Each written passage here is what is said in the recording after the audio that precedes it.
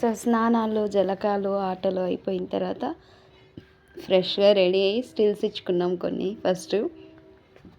So photos అయిపోయిన తర్వాత అమ్మవారిని దర్శించుకోవడానికి వెళ్ళామనమాట. అల్లంపూర్లో జోగులాంబ అమ్మవారు.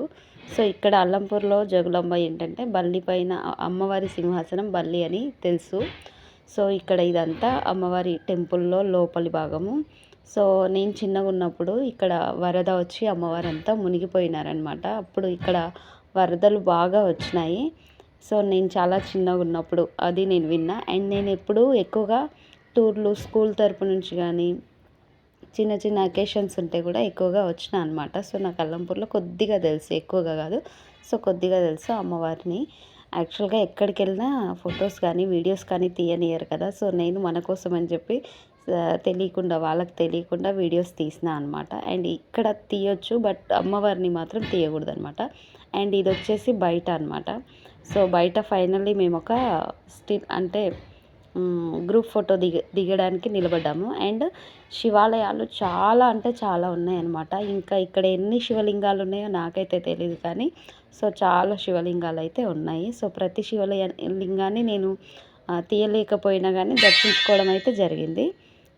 ప్రతి ఈ కట్టడాలు ఇవన్నీ ఎంత అద్భుతంగా ఉన్నాయో, అప్పటి కళాకారులు ఎంత నైపుణ్యంతో కట్టిరో నాకైతే భలే హ్యాపీ అనిపించింది. నేను మళ్ళీ మళ్ళీ విజిట్ చేస్తున్నా అని చాలా సంతోషంగా ఉంది. సో వీళ్ళు అమౌంట్ అడుగుతున్నారు కదా, మా దగ్గర చిల్లర లేదని ఒకరికొకరం చెప్పుకుంటున్నాం అనమాట. సో శివలింగాలు ఎంత బాగున్నాయో, కానీ ఎందుకు ఇప్పుడు ఇంతగా ప్రాచుర్యంలో లేదో ఇది నాకు తెలీదు. అంటే అప్పుడు జరిగినంతగా పూజలు పునస్కారాలు ఇప్పుడు జరుగుతలేవేమో అని నాకు అనిపించింది. అక్కడే ఉన్న వాతావరణాన్ని బట్టి నాకు అనిపించింది అనమాట. సో ఒక దగ్గర మళ్ళీ స్టిల్స్ దిగినాం అనమాట. సో ఈ వదినకు తెలీదు. సో నేను చెప్తున్నాను అనమాట దగ్గరగా ఉండి, ఇక్కడ ఇలా ఇక్కడ ఇలా అంటే తను కూడా విజిట్ చేసింది. బట్ అంతగా తెలియకపోవచ్చేమో, నాకు తెలిసిన కొన్ని విషయాలు చెప్దామని చెప్పి చెప్తున్నాను. తను కూడా ఓపికగా వింటుంది. అండ్ తర్వాత ఎక్కడ ఏంటి అనేది చెప్తున్నాను. సో అక్కడికి వెళ్ళాలి అని వాళ్ళు కూడా వెళ్తున్నారు. అండ్ ఇక్కడ ఎక్కువగా అల్లంపూరు, మహానంది, ఇక్కడ అంటే కర్నూలు సైడ్ ఎక్కువగా బండలతో ఇండ్లు కడతారనగా కూడా విన్నాను అనమాట. అండ్ ఇలా పురాతనంగా అంటే పాడుపడ్డట్టుగా కూడా కొన్ని కొన్ని ఉన్నాయి. వాటిని పట్టించుకోవట్లేదేమో అని నాకు అనిపించింది. కొన్నేమో చాలా బాగా ఉన్నాయి. గరుడ స్తంభం, కొన్ని దగ్గరలో అదే గుడిలో, అదే వాతావరణంలో, అదే ప్రదేశంలో కొన్ని దగ్గరలో బాగా ఉన్నాయి. ఇలా గ్రాండ్గా మంచి పూజలు జరుగుతున్నాయి. కొన్ని ప్లేస్లో కొన్ని శివాలయాలకు, లింగాలకి పూజలు జరుగుతలేవు. అది ఏంటో నాకు తెలియదు మరి. అండ్ మేమైతే చాలా వరకు ఫొటోస్ దిగడం, వీడియోస్ తీయడం అయితే చేసినాము. కొన్ని ప్లేస్లో చేయలేకపోయినాము. అండ్ తర్వాత ఇలా పాడుపడ్డట్టుగా ఉన్న అసలు ఎందుకు ఇలా పట్టించుకోవట్లేదని ఒక ఫీలింగ్ కూడా వచ్చిందనమాట. అండ్ ఇక్కడ ఏంటి స్పెషల్ అంటే నాకు తెలిసి మన రాష్ట్రంలో ఇక్కడ మాత్రమే హిందూ అండ్ ముస్లిం దేవాలయాలు ఒక్క దగ్గర ఉండడం ఇది ఇక్కడ అల్లంపూర్లో ప్రత్యేకత అనమాట. ఏదైతే శివలింగం అమ్మవారి గుడి ఉందో అక్కడే ముస్లింలకు సంబంధించిన దర్గా కూడా ఉందన్నమాట. అక్కడ వాళ్ళు ప్రార్థనలు చేసుకుంటారు దేవుడికి.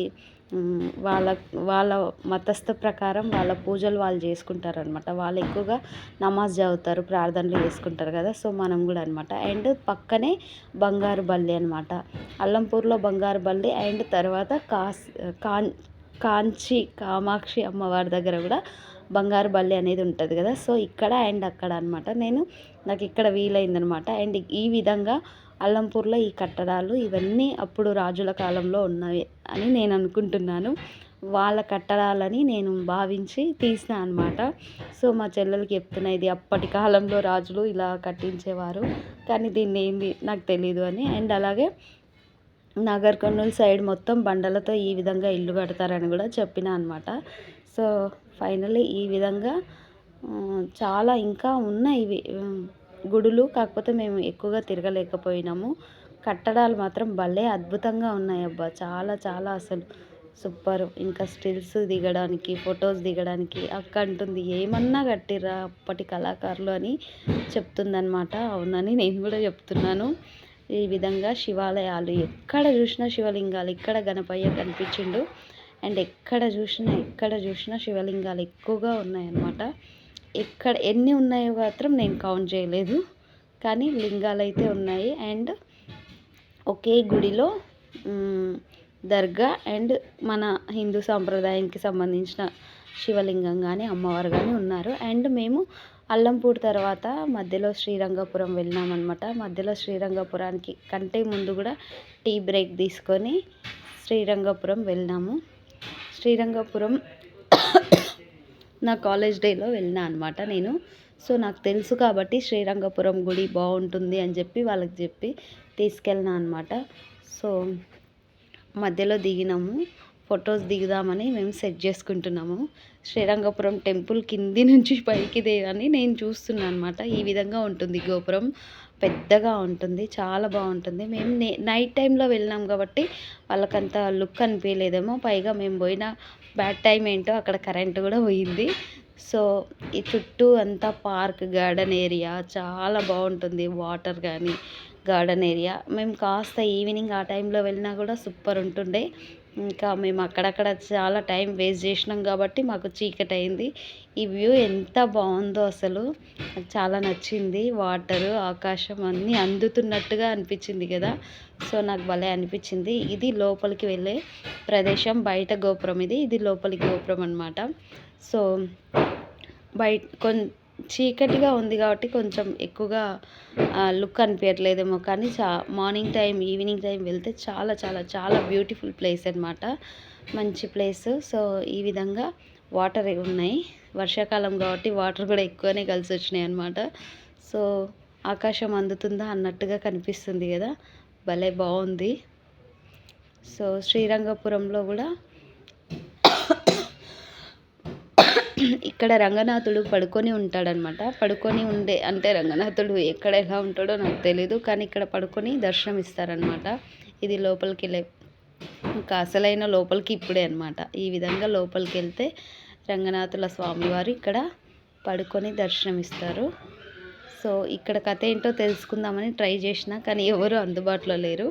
అందుబాటులో ఉన్న పూజారి ఫోటోలు తీయద్దమ్మా అంటున్నారు. సో ప్లీజ్ సబ్స్క్రైబ్ చేసుకోండి. Thank you.